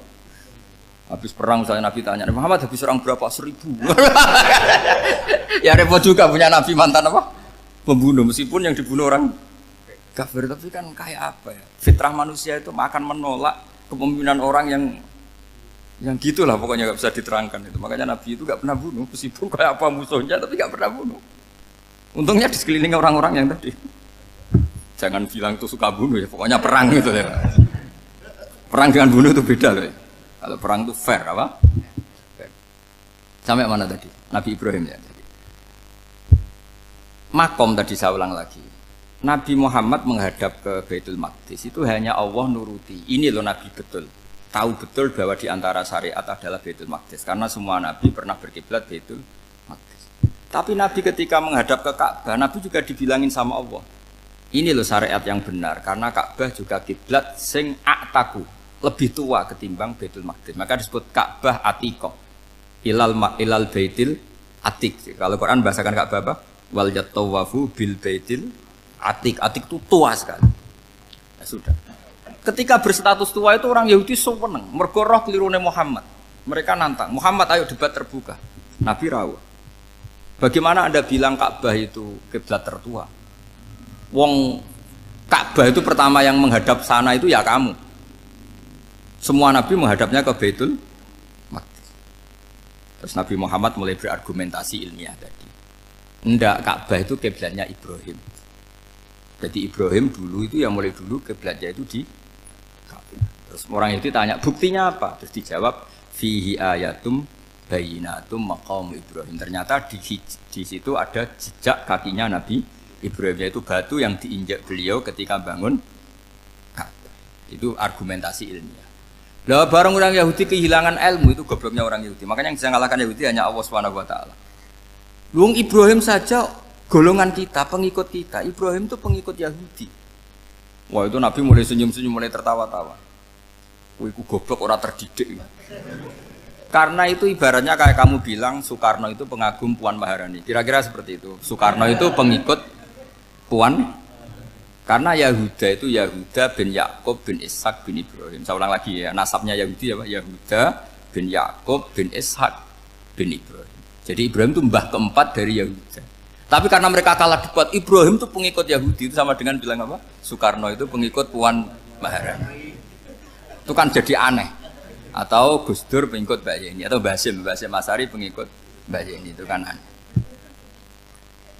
Wah, akhirnya sama Allah diingatkan. Makanya ada ayat ha antum haula hajjatum fi malakum bi ilm falimatu hajuna fi ma laysa lakum bi ilm. Perjanjian debat ini semuanya harus ilmiah. Tapi kenapa perdebatan Anda malah ndak ilmiah? Karena orang Yahudi iftadohu, malu semua. Wah, semuanya Muhammad itu satu-satunya kekalahan orang Yahudi. Tapi ayat-ayat seperti ini itu enggak populer. Ayat ha antum haula hajjatum fi malakum bi ilm falimatu hajuna fi ma laysa lakum bi. Jadi Islam, betapa hebatnya Islam. Kalau debat harus ilmiah. Dan Kanjeng Nabi menantang, ini perjanjian kita debat ini ilmiah. Kenapa sekarang jadi tidak ilmiah? Yaitu kamu mengatakan Ibrahim itu pengikut Yahudi, padahal Ibrahim dengan Yahudi itu dulu Ibrahim. Makanya Yesus kalah, man. Tapi tetap ra Islam. Tapi nah, makanya terus Ka'bah dibuktikan ketuaannya lewat apa? Fihi ayatum bayinatum maqamu Ibrahim. Itu bukan makom kuburan. Karena makamnya Nabi Ibrahim tetap Hebron, temudi Palestina. Kira-kira itu Palestina. Jare Israel yo ning Israel, mbol menang di. Jare ning Israel yo ning Israel, jare Palestina ning. Saya pernah ziarah ke sana di Hebron. Di makamnya Nabi siapa? Ibrahim. Jadi jelas ya, jadi nasa manso itu ketentuan yang dikehendaki Allah Subhanahu wa taala untuk menguji loyalitas manusia, menanggalkan semua akalnya. Makanya saya mohon sekali siapapun yang ngaji saya dimanapun, sekali-kali manusia itu harus menanggalkan akalnya. Sekali Anda pakai akal, maka Anda akan ingkar dengan nasa manso. Nasa manso itu hukum yang direvisi, yang dibatalkan. Makanya orang Yahudi lagi-lagi pinternya orang Yahudi, merovokasi orang-orang yang Islamnya belum kuat, diprovokasi gini. Ungzuru ila Muhammadin tahayyara fi din yukhillu yauman wa yuharrimu ukhra. Lihat itu Muhammad, dia kebingungan cara beragama. Kadang bilang A, besok bilang B. Jadi nasa mansub dianggap satu bentuk kebingungan. Kayak kurang ajar tapi. Wah, akhirnya sebagian orang yang murtad. Makanya nasa mansub itu satu peristiwa yang menjadikan banyak orang murtad. Karena diprovokasi orang Yahudi bahwa itu bentuk kebingungan Muhammad. Akhirnya terus saya qulu sufaha minan nasi ma wallahum angqiblati mulati kanu aliyah. Nah, kelirunya orang Yahudi adalah ternyata nasa mansuh yang dipilih Rasulullah itu semuanya ada di Taurat dan Injil. Termasuk di Taurat dan Injil disifati dan Nabi yusolli ilal kiblatin, bahwa Nabi ini akan bersolat dengan dua kiblat. Makanya tetap ditantang. Kul fa'tu bitaurati fatluha in kuntum shadiqin. Kalau kamu tidak percaya bahwa saya ini orisinil, ayo bareng-bareng mengkaji Taurat. Tapi mereka tidak siap mengkaji Taurat. Karena Taurat semuanya mendukung Rasulullah Muhammad SAW. Fatluha in kuntum shadiqin. Makanya ini penting sekali ngaji. Jadi perdebatan itu macam-macam. Dan itu pinternya orang Yahudi. Ungzuru ila Muhammadin tahayyara fi dini yukhillu yauman wa yuharrimu ukhra. Ini penting sekali. Makanya nasa mansuh itu uji loyalitas. Itu Imam Malik kalau mencontohkan ke Imam Syafi'i. Saya berisikan contoh fikih. Ini saya melanggar waktu ini. Ini sudah berapa? Saya yang tidak mengesahkan diri saya. Ya misalnya ini ya, ini kertas saya bawa ya, ini kertas saya bawa. Terus ini tak kasih uang misalnya, uang 100.000. Atau kalau contoh Imam Syafi'i dulu dididik Imam Malik begini. Ya Syafi'i, kalau kamu punya dua budak, dua pembantu, kalau dulu kan masih ada budak, dua pembantu lah kira-kira. Seneng mana, yang cerdas sama yang goblok? Seneng yang cerdas. Kalau yang nurut sama yang bantahan, seneng yang nurut. Lah yang nurut itu yang goblok. Makanya tinggal dibalik saja. Kamu tak beda ya. Seneng mana punya istri yang cerdas apa yang goblok? Coba jawab. Atau ibu-ibu mbak-mbak ini, seneng mana punya suami yang cerdas atau yang goblok? Kalau cerdas gak bisa diakali. Tapi goblok nurut tapi ya kadang di sini kan di sini. Nah, itu kan antar manusia. Masalahnya kita menghadapi Allah Subhanahu wa taala yang semua kita pasti bodoh.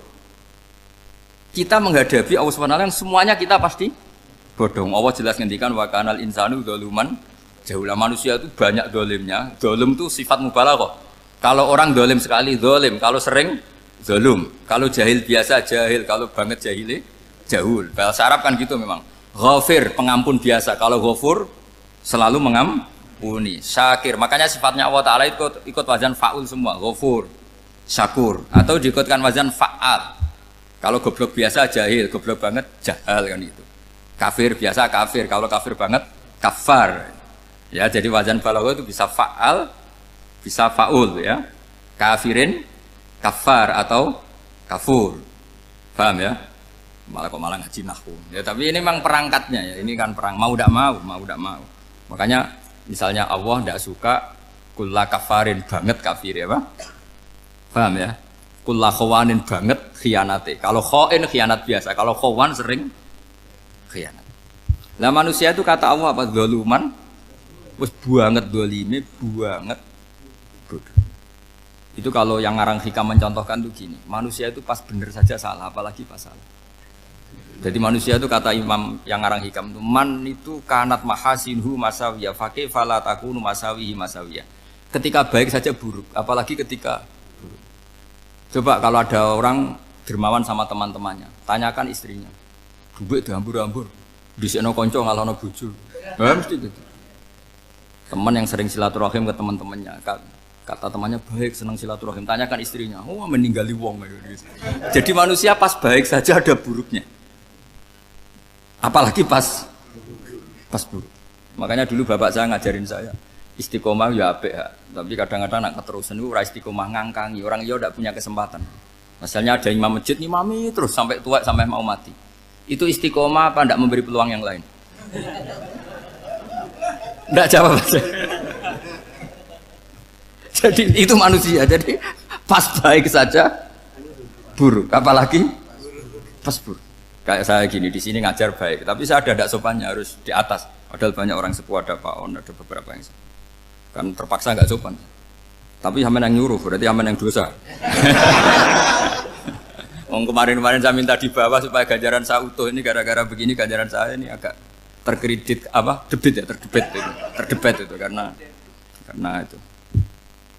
Saya teruskan. Jadi manusia itu punya sisi itu karena manusia itu dzalum dan apa jahul. Wa kanal insanu dzaluman. Problemnya ini ngadepi Allah yang selalu pinter, yang kita selalu bodoh. Misalnya gini, kamu ditanya Allah. Ini contohnya Imam Malik. Ikla hadi sokhroh fa inna tahtaha dhahaban. Coba bongkahan batu itu kamu angkat, di bawahnya ada emas. Lalu budak yang pinter berlogika, oh disuruh buka itu karena ada emas toh.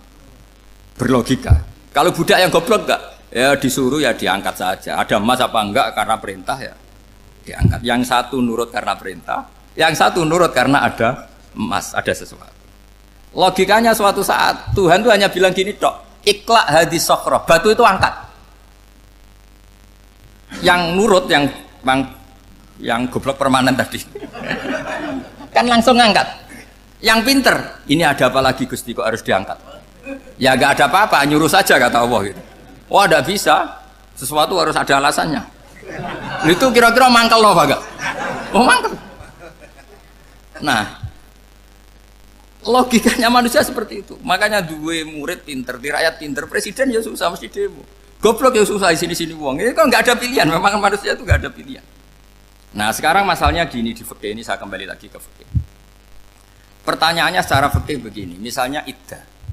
Iddah itu seorang perempuan ditinggal mati suaminya atau ditinggal atau cerai. Itu kan ada namanya apa? Iddah. Iddah itu memastikan apa tujuannya? Memastikan rahim itu steril dari mani atau sperma zaut awal. Supaya nanti kalau dinikah orang lain tidak terjadi ikhtilatul nasab. Oke, berarti iddah kita beri argumentasi secara ilmiah li baro'atir rahmi. Jadi misalnya Zaid menceraikan istrinya Sri dalam keadaan masih bisa haid. Iddahnya 3 kali masa suci. Wal mutallaqatu yatarabbasna bi anfusina salah satu guru. Lalu karena secara teori medis kalau haid berarti bukti tidak hamil. Apalagi kalau haidnya terulang-ulang sampai 3 kali pasti tidak hamil. Sehingga kalau nanti dinikahi orang lain pasti kalau ada anak ya anaknya zaud sani atau zaud kedua. Berarti alasan iddah li baro'atir rahmi. Oke, kita sok pinter, sok bijak. Pertanyaannya adalah sekarang sudah baru 1 bulan suaminya di Malaysia nggak pernah ngumpuli, dicek di medis juga berbukti tidak hamil. Apakah boleh tanpa iddah? Semua ulama mengatakan tidak boleh. Tapi ini kan rahimnya jelas bersih. Ya karena iddah itu nuruti perintah pangeran, pokoknya tetap iddah 3 kali masa suci, 3 kali masa suci atau masa haid. Itu ada perdebatan ulama. Tapi kan ini terbukti bersih, Gus. Meskipun terbukti bersih, kata Allah harus iddah 3 bulan atau berapa? Kira-kira 3 bulan, 4 bulan ya tetap harus iddah. Kowe milih mana? Sok pinter, Gusti. Berhubung ini, pangeran mbok terangno gitu. Berhubung. Jadi Tuhan apa mbok wari? Berhubung Gusti. Ini jelas steril dari sperma zaut awal. Enggak usah iddah Gusti. Sama aja kamu disuruh majikan kamu ikhla hadis sakhra. Berhubung enggak ada apa-apa, enggak usah ya. Kira-kira mangkel ndak budak yang seperti itu? Mangkel. Maka dibutuhkan kebodohan dalam beragama. Betul itu memang. Makanya Nabi itu unik, pernah bilang itu gini, aksaru ahlil jannah al-bulhu, aki-aki penduduk swarga itu al-bulhu, wong goblok-goblok. Maksudnya goblok yang jenis ini, bukan goblok betulan maksudnya. Maksudnya goblok jenis ini itu ya tetap pinter, tapi pinternya dibuang, pura-pura goblok demi samina. Jadi saya misalnya kok pinter dan goblok tadi sekaligus, pinter dan goblok. Ya bah, ikhla hadis sakhra fa inna tahta hadaban. Tak angkat karena saya tahu di bawah ada emas. Tapi di hati saya sajane ya mergo perintah. Suatu saat kalau disuruh Allah ikhla hadis sakhra, perintah ya tak angkat. Ya sudah. Jadi ya pinter ya goblok. Saya tahu namanya perintahnya Allah pasti ada hikmahnya. Hikmahnya iddah adalah li baro'atir rahmi. Tapi hikmahnya jadi kawula adalah nurut perintah Allah, cek tahu alasannya maupun tidak. Lah di sini ada illatul hukmi untuk membangun kecerdasan, tapi ada loyalitas untuk membangun ubudi. Ya, bahwa kita ini kawula roh tetap loyal. Makanya tadi pagi saya cerita Sayyidina Umar. Sayyidina Umar kayak apa cerdasnya? Tapi tetap ubudiyah. Yaitu Rasulullah SAW sering dibully orang kafir. Muhammad itu gaya-gaya nantok. Wong ora oleh nyembah berhala, ora oleh nyembah watu, jebule ini nyembah Hajar Aswad. Karena dilihat dari jauh kan tetap nyium Hajar Aswad. Coba kalau kamu lihat dari jauh, kamu sujud dari jauh kan kayak sujud sama batu. Makanya Sayyidina Umar karena orang kafir masih cara berpikir gitu, tiap nyium Hajar Aswad itu komentar gedumel. Alim tu annaka hajarun la tadurru wa la tanfa. Walau la anni ra'aitu Rasulullah qabbalaka ma qabbaltuka. Aku ronake watu ya ora mandoroti ra manfaati. Kalau saja saya tidak melihat Nabi nyium kamu, saya tidak sudi nyium kamu. Jadi tidak berdoa doa mustajab itu tidak gerutu. Karena apa? Umar tahu ini masalah secara tauhid. Kalau saya doa di depan Hajar Aswad nanti dikira syirik karena berdoa di depan batu. Tapi kalau saya tidak nyium nyulayani sunnah Rasul yaitu nyium Hajar wis tengah-tengah nyium sambil gerutu itu sudah kompromi. Ya nyium tapi gerutu. Kayak apa? Makanya ya cerdas tapi ya goblok tadi ya cerdas. Itu uniknya Rasulullah. Jadi muji orang pintar ya sudah langit. Tapi Nabi pernah dalam satu hadis mengatakan aksaru ahlil jannah al-bulhu. Aki-aki penduduk swarga itu orang bodoh. Artinya orang bodoh itu bukan bodoh betulan. Dia meninggalkan akalnya demi loyalitas ubudi. Nah, untuk menutup sesi ini terakhir betul saat tutup setelah ini selesai. Untuk menutup itu bukti begini, perang Badar itu perang yang nggak mungkin dimenangkan umat Islam karena orang kafir itu 1000 dengan pasukan full dengan peralatan perang full. Rasulullah itu tahun kedua Hijriah itu pasukannya hanya 313. Itu pun pedang itu untuk orang 5 itu hanya ada pedang 1. Jadi kalau mau dibaca orang sih kamu nilai pedangnya aku. Itu kan nggak kebayang perang dalam keadaan seperti itu. Jadi mesti kalah, orang kok mungkin kalah mesti. Tapi Nabi tetap bilang, saya ini disuruh Allah perang, ya harus berangkat. Yaitu perang Badar. Kata para sahabat, ya Rasulullah ini nggak masuk akal, sudah nggak usah perang, ini nggak masuk akal, mau setor nyawa. Sudah gitu dadaan, nggak ada persiapan. Lucunya apa? Sahabat itu ketika Nabi tetap berangkat. La akhrujanna walau waqti. Nabi menginginkan saya tetap berangkat meskipun sendi. Setelah Nabi berangkat sekian meter, tuh sahabat ikut semua. Kata Nabi, lah kamu kok ikut? Ya ikut saja. Kata kamu mesti kalah. Ya anggap saja setor nyawa. Demi loyalitas pada jenengan. Itu makanya nggak ada periode sebaik periode sahabat. Tapi yang gerutunya jalan. Karena gerutu ini bawaan ilmiah. Makanya kita loyal sama presiden. Tapi yang nggak cocok ya gerutunya jalan. Tapi bawaan mencintai Indonesia tetap jaga stabilitas. Itu bawaan cinta Indonesia, bukan cinta pejabatnya kadang. Gerutunya jalan. Tapi bawaan loyal sama Indonesia tetap mengaku. Bawaan loyal sama Rasulullah tetap ikut perang. Bawaan akal karena nggak masuk akal ya gerutu. Dan itu uniknya Quran itu mengapresiasi itu dan dianggap nggak masalah. Saya bacakan ayatnya. Kama akhrajaka rabbuka min baitika bil haqq wa inna fariqam minal mu'minina lakarihun yujadilunaka fil haqqi ba'dama tabayyana ka'annama yusaquna ilal mauti wa hum yanzurun. Peristiwa Badar ada peristiwa kamu itu keluar untuk perang. Sahabat kamu ngikuti, tapi mereka lakarihun, enggak senang sebetulnya. Karena enggak masuk akal. Ya geremeng tapi ya derek. Yujadilunaka fil haqq, mereka mendebat kamu dalam kebenaran. Jadi ya Rasulullah wong perang karuan kalah jenengan lakoni alasane nopo? Lah kok melok? Ya saya harus ikut jenengan Nabi. Itu unik. Kalau orang sekarang mana mau, kalau nggak masuk akal nggak mau melakukan. Coba misalnya istri kamu belajarnya dikurangi, anggap saja petualangan latihan hidup di masa lalu, nggak mau. Padahal petualangan itu hal yang indah. Petualangan itu kan hal yang indah, kan nggak mau? Oh ngirit aja alasan. Tapi lucunya kalau dijak camping bermiskin-miskin di hutan mau. Karena karepe dhewe, tapi nak suami yang ngongkon. Ayolah seminggu ini kita model miskin, anggap saja petualangan masa lalu. Enggak mau. Karena pinter, apa? Coba kalau bodoh. Ya ngono ya apa-apa Mas. Tapi resikonya nak bodoh, pas kamu sakit ya dibiarin.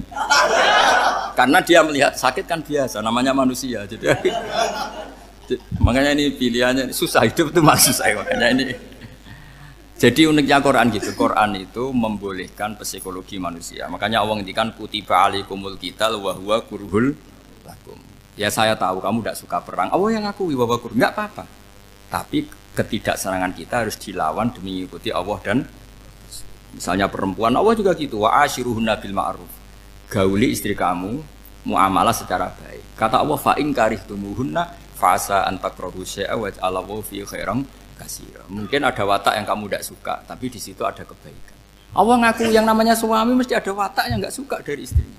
Juga sebaliknya lebih banyak lagi yang suami istri kamu tidak suka watak kamu. Juga enggak suka hidung kamu, wajah kamu banyak lah yang enggak disuka. Tapi demi kestabilan negara suami istri ini, mereka loyal, justru itu bagus. Maka jagalah ilmu, juga jagalah loyalitas. Itu yang perlu saya utarakan. Jadi makanya agama ini dibangun dua. Satu kecerdasan hikmah, yaitu ya al-hukmu ya duru ma'ilati wujudan wa adalan. Tapi juga ada ubudiyah, bahwa agama ini milik Allah. Maka sami'na wa ata'na. Karena begini logikanya, saya ulang lagi masalah batu. Iqla hadis sofro fa inna tahta adaban. Terus saya angkat. Pembantu saya ngangkat. Dia saya gaji atas nama apa? Nurut kan? Atas nama menemukan emas apa atas nama nurut? Nurut, karena emas itu juga penemuan saya, milik saya. Ngangkat batu yang nggak ada emasnya juga atas nama nurut. Jadi rapot yang saya berikan ke pembantu saya itu tentang nurut dan tidak nurut. Saya kan tidak peduli dengan cerdas dan tidak cerdas. Itu kan tidak sesuatu yang menguntungkan saya. Nah Allah juga gitu. Kecerdasan kamu, pinter kamu itu tidak menguntungkan Allah Subhanahu wa Ta'ala. Karena Allah itu tidak butuh pinter kamu, cerdas kamu. Allah hanya butuh mental ubudiyah kamu. Makanya Allah mensifati nabinya hanya subhanalladzi asra bi abdihi, karena status tertinggi manusia adalah sifat kehambaan. Makanya ya Tuhan nafsul mutmainnah irji'i ila rabbiki radhiyatam mardiyah fadkhuli fi ibadi. Berstatuslah sebagai hamba baru wadkhuli jannah. Nah kalau kamu berstatus hamba ya harus baik, gak usah kalian bantah. Coba kalau kamu rasional, ya Allah kenapa bikin surga nanti-nanti? Engkau kan bikin sekarang, ngapain repot-repot nanti? Jadi kacau semua agama. Makanya yang perlu didahulukan adalah status ya Tuhan nafsul mutmainnah irji'i ila rabbiki radiyatan mardiyah fadkhuli fi ibadi. Masuklah berstatus sebagai hamba saya. Khasnya hamba tadi ya cerdas karena semua yang diperintahkan Allah pasti ada hikmahnya. Tapi kecerdasan ini kadang kita tinggalkan demi loyalitas ubudiyah. Terus ngoten mawon kula ngapunten ingkang kathah mugi-mugi niki barokah. Assalamualaikum warahmatullahi wabarakatuh.